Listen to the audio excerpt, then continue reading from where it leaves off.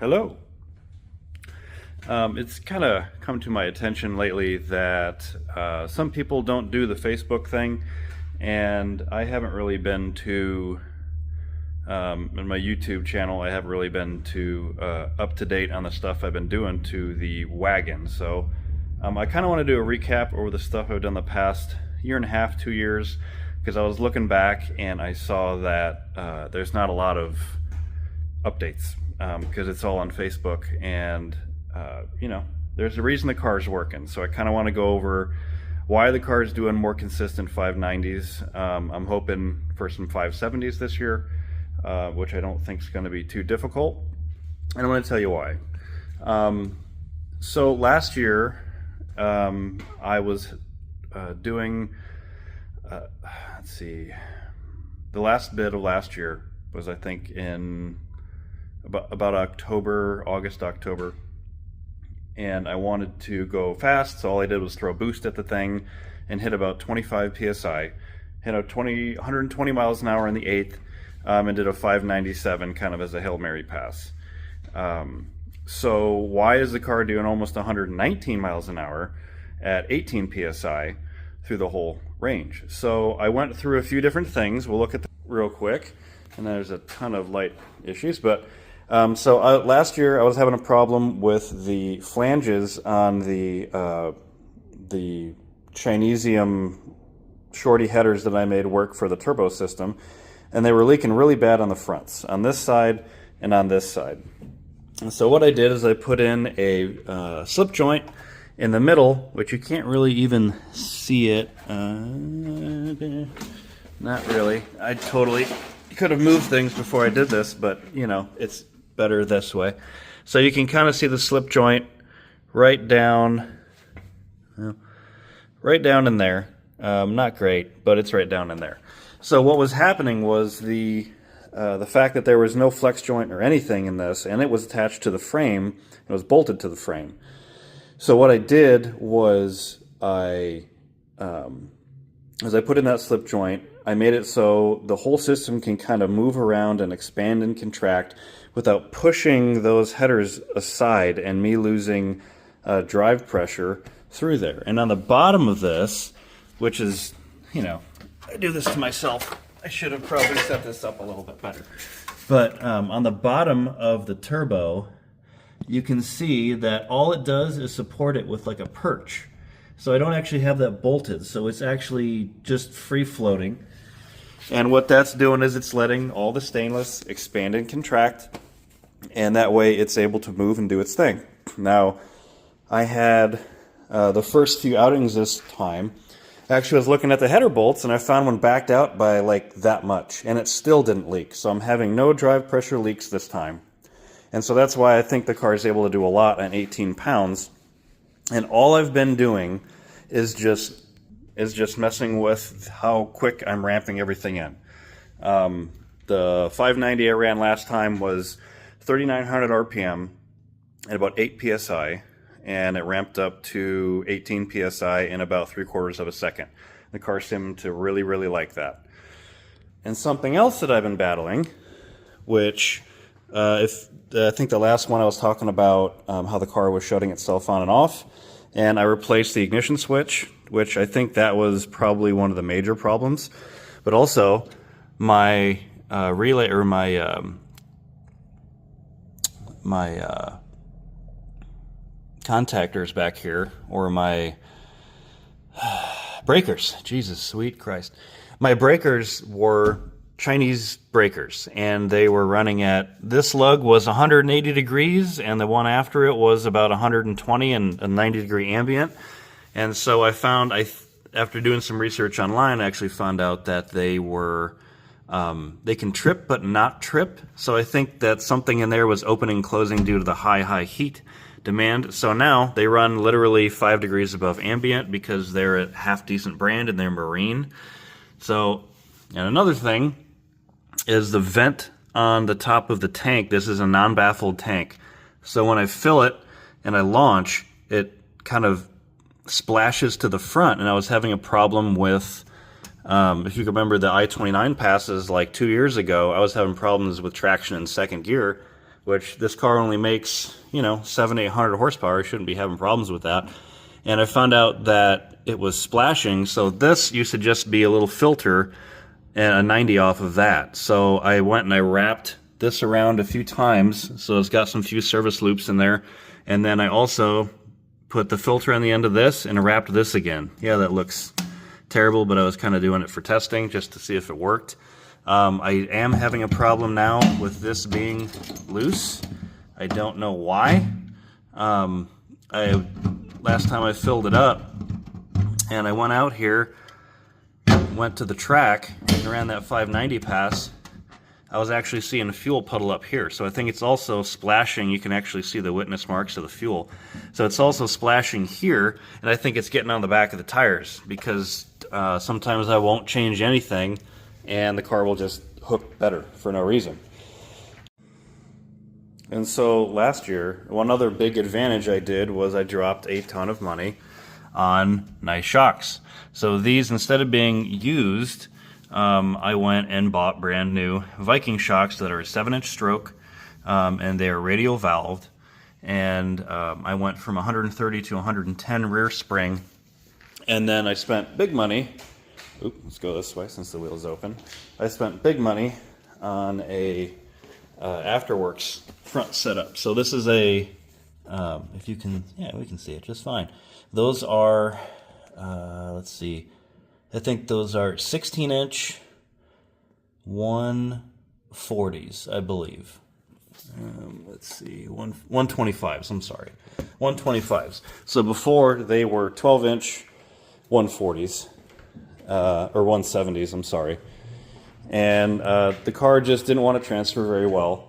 And so now it is. It's working every time. It's nice to have the extra travel up front because I'm not lifting the front end off the ground anymore. And I went through 2 iterations of other shocks and they just weren't working for me. The car has pretty decent front to rear weight. It was 5347, which is not terrible. And the car weighs 3550 with me in it. Now I did that measurement before I removed the passenger seat and went to a Kirky, which that's another thing, is I took out the heavier Summit specials basically, and I put in a single Kirky. I braced it so that way I wouldn't chicken foot it anymore because my foot was coming off the line just as I would hit, release my trans brake. And I did remove the upper portion of the rear seat. That was probably 30-40 pounds right there. And from the last time I did a YouTube update, and this was probably something I just skipped past, was I went from an MS3X, which was giving me problems, to an MS3 Pro Ultimate. So I did some rewiring, and I also went from a Hall effect sensor to a VR sensor, the recommendation of a few friends of mine that use Fuel Tech, and I haven't had a single problem with any of that. And so the advantage of that is a sensor is like another 150 degrees more resilient, and it was right near the crossover and right near kind of the headers, and it was too much heat. I would put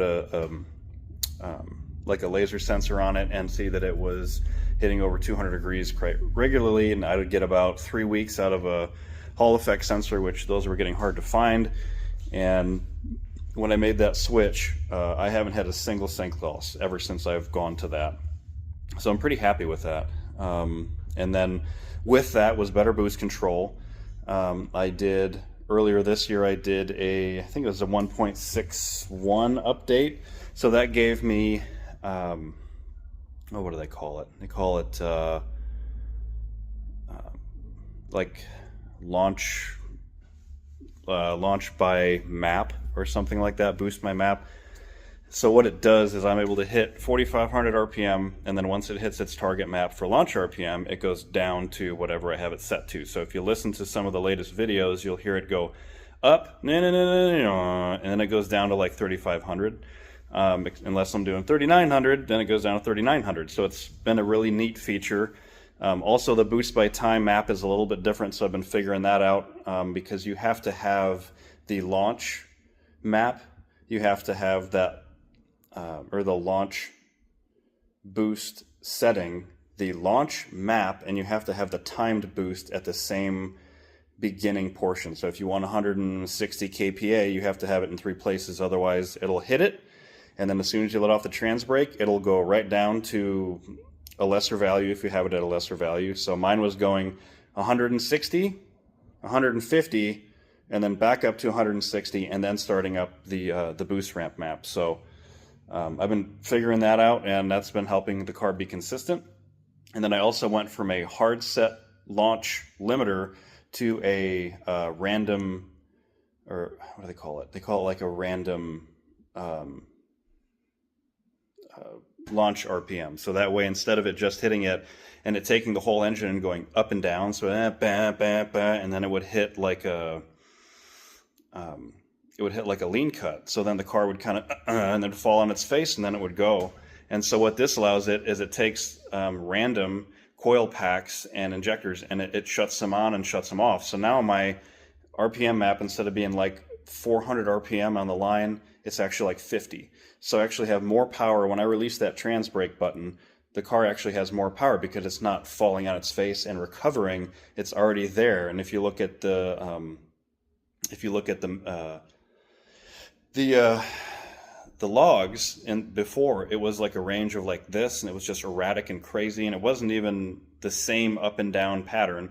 And now the pattern is really, really small, and it looks really, really good. Let's see, what else have we done? I mean, there's been so many updates that since I've done it last, it's just hard to say. But I haven't even used the boost scramble button once this year. I've been letting the time and boost do its thing, and we're still on slicks.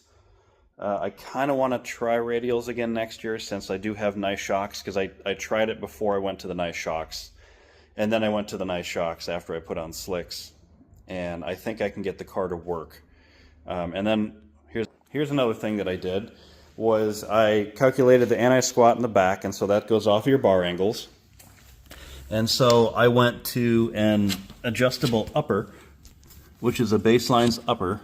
So I have multiple holes that I can choose from, and I still wasn't able to get the anti-squat I wanted with the included angle at the distance I wanted and the height off the ground and everything. So what I did, and this is a really easy solution, is I just raised the car up 1.5 inches, and so what that did is that takes your bar angle, and if you raise the car, think of the tire being static and the car lifting itself up. It actually moves that lower control arm, and it moves the upper control arm in a way that I went from 144% anti-squat at 38 inches, 9 inches off the ground, to 110 with, it's like 56 inches and 11 inches off the ground. And the car actually really, really liked that. And so instead of having to do crazy things with the rear shocks to get the separation under control and it not crushing the slick, it actually is just easier to do an adjustment or two in the back, and the car is pretty consistent throughout the whole day. So just little things here and there, just chiseling at everything, getting it to do what I want to do. So I've got a few other things I want to try. I actually tightened up the rear end last time I went out and raised the RPM limit of the launch, and it liked it. So we'll probably have to start playing with that a little bit, seeing if we can tighten it up, see what the car does, because it was actually crushing the slick a little bit, because it is kind of a heavy girl, and I don't really want to run tubes because I didn't have money this year for a beadlock, and I don't want to put rim screws in these wheels because I want to be able to use them or sell them. I think rim screws are kind of a choice. You kind of committed to that point, and some people don't like buying rim screwed wheels. So yeah, so that's about it. I've been doing a lot of street driving with it this year. It's done flawlessly, especially since I've done that ignition switch replacement with those new relays. I haven't had it shut off on me once. I've been driving when it's 93, 94 degrees outside. Went back and forth to Ames. 14th Street was closed, so I had to add another like 15 miles. And it doing 55, 60, coolant temps are happy, trans temps are happy-ish. They kind of creep a little bit here and there, but, on the street, it's still super fun to drive around. I love this car. I love driving it. I think I'm going to put another passenger seat in it so I can give people some rides, because it's a very unique experience. So if you have any other questions on stuff, I'd be happy to answer them or make another little video on updates if I can think of anything, what we got coming, what I want to do with the car if I have money laying around, which, you know, doesn't really happen too much, but I can hustle a little bit harder here and there and figure out the next steps for this car. But I think as it sits, I think 570s aren't out of the realm of possibility just this year, especially if I decide to do my boost ramp and do, 25 pounds, because I was losing a ton of drive pressure, where between 22 and 25 pounds I wasn't gaining any mile an hour. And like I said, doing 18 pounds and hitting 100 and almost 119 miles an hour is 1 mile an hour when I was doing 25 before, which seems like I was losing power there. So